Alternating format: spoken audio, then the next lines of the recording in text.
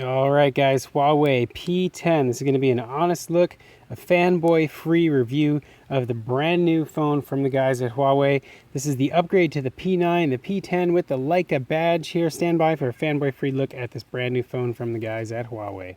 All right, so first of all, let me start out with the build of this phone. First, I'd like to say that I am absolutely in love with the design and construction of this device. It is a near perfect blend of iPhone design coupled with Android software. I say that just a little bit jokingly, but there is some design elements here that have been taken from the iPhone, notably the antenna lines here, the unibody aluminum construction. The base of the phone very, very much resembles an iPhone. The fit and finish feels like an iPhone, but they've taken it one step further and made their own little slight changes.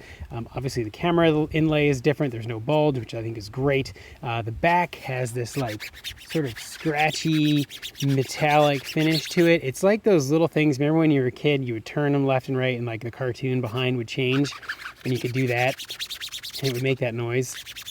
Anyway, it provides a little bit of a grip to it, you know, so it doesn't feel super slippery in your hand, but the phone is very thin. It feels really, really great. Love the blue color. I love the fact that this phone is unique looking, that there's no camera bulge, like I said. It's just different, right? It's different than anything else you've seen out right now. Very, very slim, slender, very, very sleek, very sexy. Screen, nicely designed. It's a rather small screen. I think it's 5.2. Extra sharp, extra nice display. The colors, in my opinion, are a little bit washed out. They just don't pop like you'd see on a Galaxy. Heck, they don't even pop like you'd see on the Google Pixel. But it is a very, very nice display. Maybe similar to an iPhone. It's hard to say. I don't have an iPhone side by side here. But Huawei also does include a built-in screen protector with the phone, which is kind of nice to have. You don't damage your screen right away. There is a fingerprint sensor built into this button. The downside is this is not a home button. This is just a fingerprint sensor. You actually have your standard sort of stock Android buttons here. So that's a little bit weird, but you can get used to it, I suppose. Other things to mention is this is a dual SIM model, so if you're in the United States, this will work on AT&T, T-Mobile, Straight Talk. It will not work on Verizon or Sprint or I think Boost Mobile. Dual cameras, we'll talk about that in a second. Dual LED flash, that's great to have. Another great feature, USB-C, awesome. I'm loving that. Way better than some of the current Androids that don't offer USB-C. This is a step in the right direction. Do have a 3.5 millimeter headphone jack, which is also great. Power button with a little bit of red flash there to that. That's kind of cool. And a volume rocker all on the same side. No buttons at all on the left side of the phone. So jumping into the software and jumping into sort of the user experience and what I think about this phone, I'm going to tell you right off the bat the entire reason I purchased this phone was for this dual camera Leica system. And I'll talk about why that's good and why that's not so good here in a second. But software-wise, very, very similar to stock Android. Huawei has a very lean skin on top of their device. It is not at all like a Galaxy in terms of its bloat, ugliness, duplicate apps, lag, etc. This phone runs really, really smoothly. It runs really, really quick. Love how everything here works nice and smooth. Scrolling, I don't know. I'm not 100% certain. I'm convinced that they've got scrolling down. Every time I use it, it seems to either be like a little bit jittery or it just doesn't, I don't get that quick flip. Like if I want to quickly flip down, it's doing it now, but maybe it was the Google launcher I had on before. But anyway, I've noticed some issues with scrolling, and that could be part of the Google launcher, which I've uninstalled, and I've gone back to the stock launcher here. But otherwise, you can see that there's no app drawer, right? So that's different than stock Android. You just kind of slide over and you get your list of apps here. So it's that's how Huawei does their software. There is a number of apps that are built into the phone. They can be disabled, they can be uninstalled.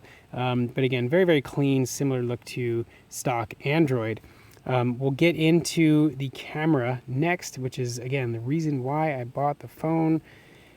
I'm a little bit disappointed, guys. The camera's good. Don't get me wrong. It's very fast. The focusing is quick. It has a ton of features, right?